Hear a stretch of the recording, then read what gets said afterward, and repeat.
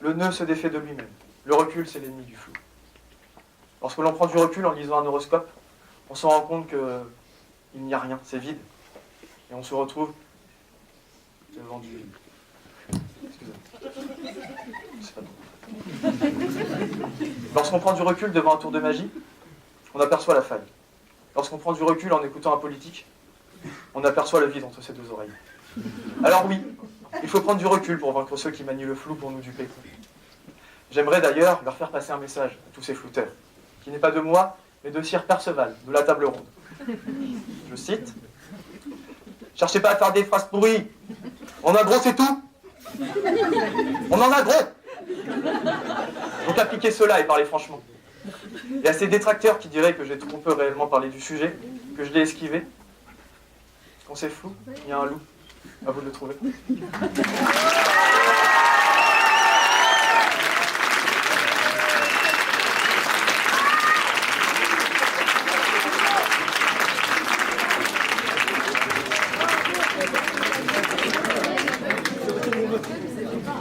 Quand on a un public, rien n'est trop audacieux.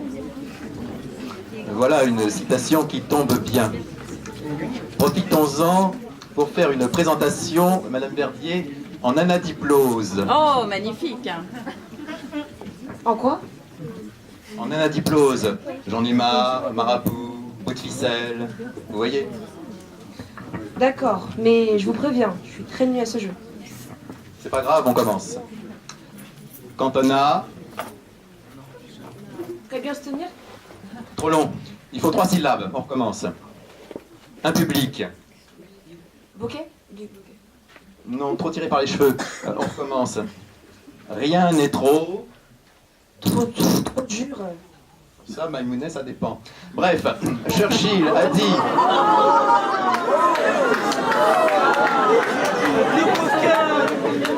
Churchill a dit... Quand on a un public... Rien n'est trop audacieux. Voilà. Je vous laisse applaudir Thomas Nguyen qui va nous dire ce qu'il en pense.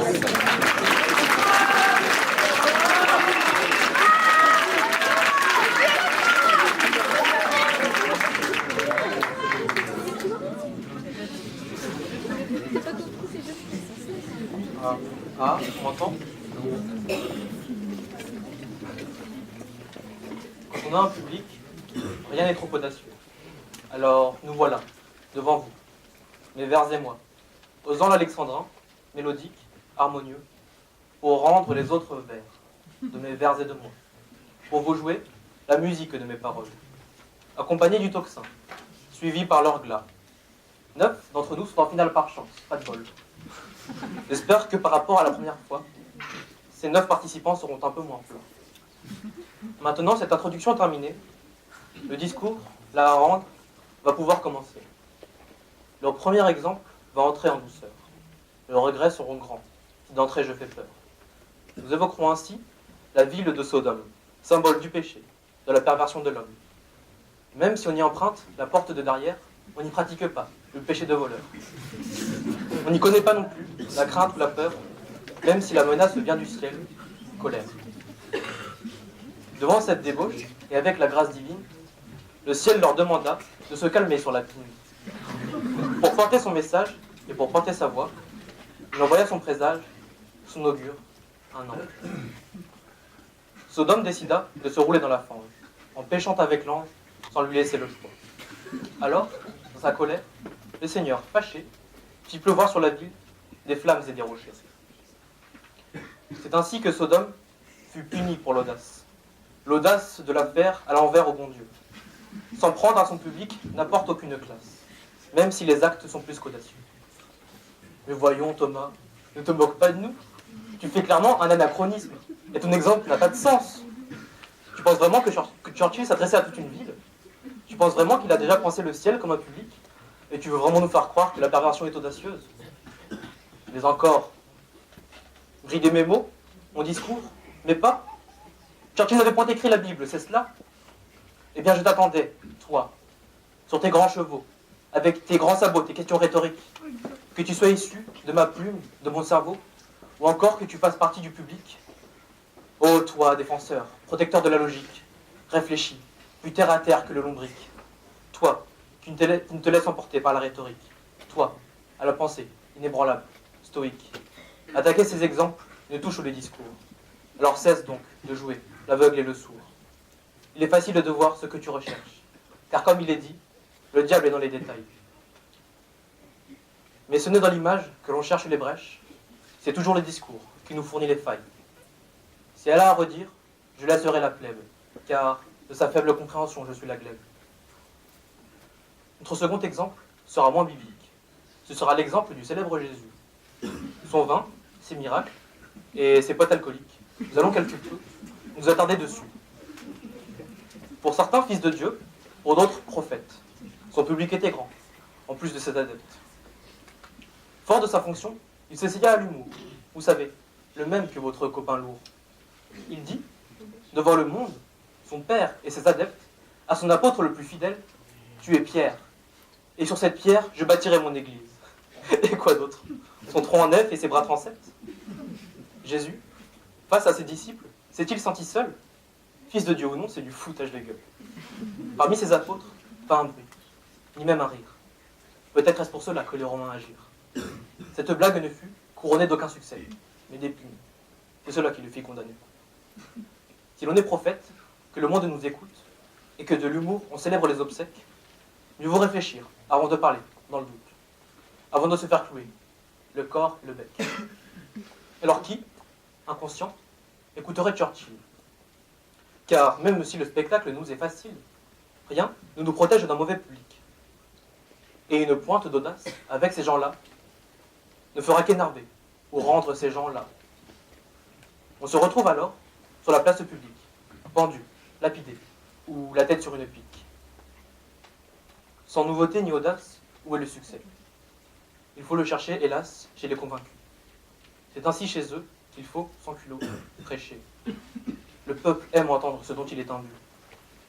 Mais comme disait un pote, qui lui faisait de l'art, à vaincre sans péril, on triomphe sans gloire. Alors, en prononçant cela, Churchill avait tort? Pas complètement. Il ne perdait pas le nord. Simplement que cette phrase n'est pas une leçon, mais elle fait office d'explication. Qu'est-ce qui pousse les artistes, les orateurs, au pupitre, à la scène, en un mot, à l'audace? Eh bien, je vous le dis, je l'affirme sans peur, c'est le public. Face à vous, je ne suis qu'une carcasse. Je suis une bouteille jetée à la mer. Un texte, des vers, des mots, paroles éphémères, portées, emportées, par les vagues, par les flots. C'est de vous dont je parle. À cette mer, vous êtes loin. Le public, je suis seul sur la scène, sous cette lumière. Le public face à moi et le rideau derrière. Je suis cerné, pas d'issue, ni d'échappatoire. Condamné à vous raconter mes histoires. Cette captivité a un goût de liberté, d'extase, de plaisir, ou bien de volupté. Je ne cherche la gloire en faisant tout cela, car à côté, cette victoire me laisse là. C'est cette relation entre vous et moi qui suscite l'enthousiasme, fait naître l'émoi. L'artiste et son public ne sont qu'amoureux. On se cherche, on se trouve, et tout le monde est heureux. L'un appelle l'autre, et ce dernier le relance. C'est ainsi que l'on équilibre la balance. Mais qu'y a-t-il de bon à monter sur l'estrade? Qu'y a-t-il de jouissif à cette tirade? Qu'est-ce qui finalement appelle l'audace de monter au pupitre, de prendre cette place? Qu'est-ce qui poussa Jésus à faire le malin? Qu'est-ce qui me poussa à Alexandrin? Eh bien, c'est la puissance, la maîtrise des mots, la maîtrise du silence, la maîtrise du beau. Seul, sur cette scène, je suis le créateur de votre divertissement ou de mon malheur. Sur cette scène vide, il y a tout à créer. Et moi, je la remplis de mots et d'idées. Un ami à nous avait déjà compris. Ce fut le bon Seigneur qui prononça et dit « Je suis l'alpha, l'oméga, le commencement et la fin. À celui qui a soif, je donnerai de la source, de l'eau de la vie. Mais aujourd'hui, je suis aussi assoiffé. Et vous êtes la source qui jamais ne tarit. Pour m'avoir écouté et abreuvé, merci.